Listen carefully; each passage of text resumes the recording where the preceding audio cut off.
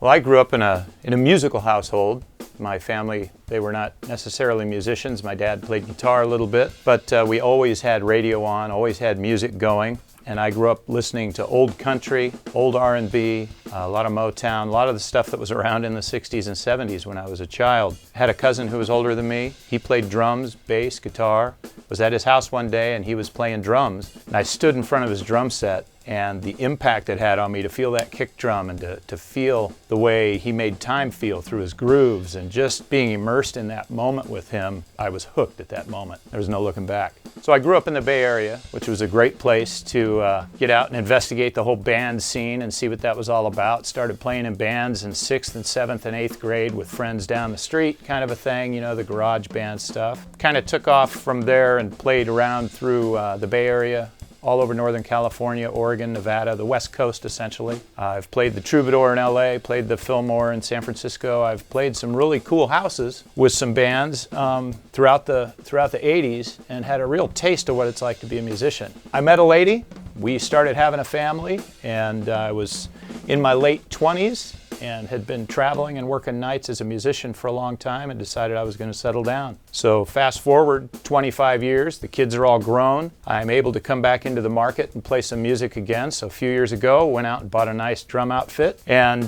started taking lessons. Found out the Sacramento scene is just incredible. There's so many great drummers and musicians around here.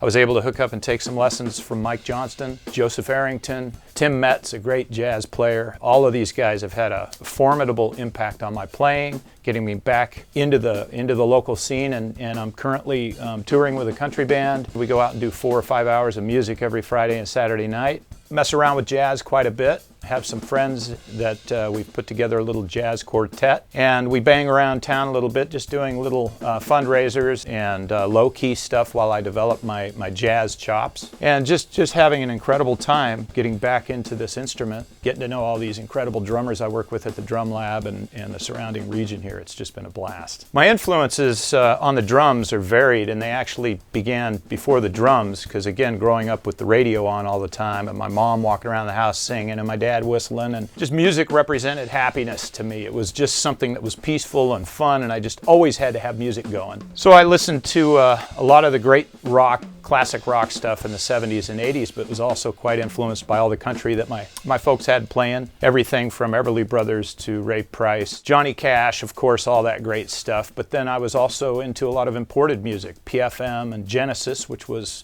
originally imported music. Developed my listening ear through that to progressive rock, Jethro Tull and stuff that had kind of an edge, and I like music that had something to say in a powerful way, a little bit of that teenage angst stuff.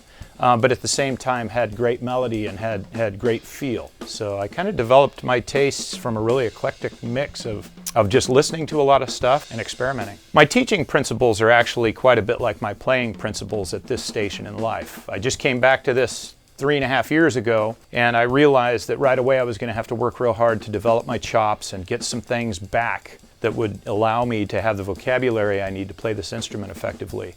I was real fortunate to get with Mike Johnston. He's just an absolute beast technically, but he's also got great feel. He's just the all-around quintessential drummer for me. I apply a lot of that fundamental perspective to my teaching. I know that it's important that the students have the fundamentals of gripping the sticks correctly, understanding the importance of rudiments, and how we develop our vocabulary as a drummer by developing all of these little chops or these little technical things that will later become the language we speak on the drums. My playing, again, is on the same plane as that right now.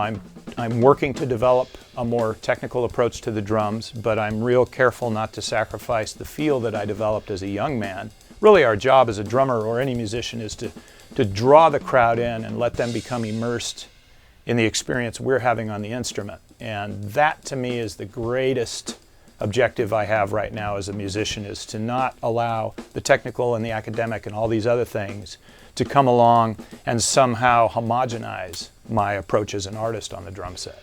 The gear I play is Sabian and Zildjian cymbals. I play DW Collector Series on tour and in local venues. I have a Gretsch Catalina club that I use for the jazz gigs as well as my rehearsal kit at home. And then I have all Vader mallets, brushes. I play the 5B hickory in the country band. I prefer the 5B maple while I'm doing rehearsal, or if I'm out playing jazz, I found that I like the heavier stick in the maple because it's still got the warmth, still sounds nice. I'm familiar with the size of my hands, so I'm not constantly having to shift or adjust.